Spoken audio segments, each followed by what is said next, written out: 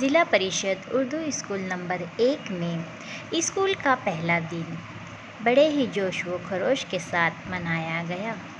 School में आने वाले तलबा व तालिबात का गुल व गुलदस्ता देकर इस्तकबाल किया गया।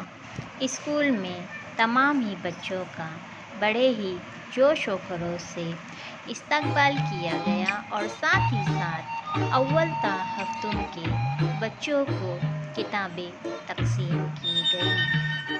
आज स्कूल का माहौल बहुत ही पुरमसरत और खुशगवार रहा।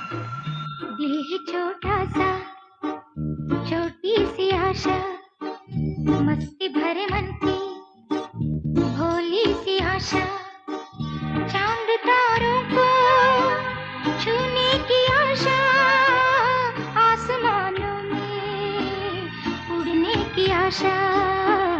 दिल है छोटा सा, छोटी सी आशा, मस्ती भरे मन की भोली सी आशा, चांद तारों को छूने की आशा, आसमानों में उड़ने की आशा।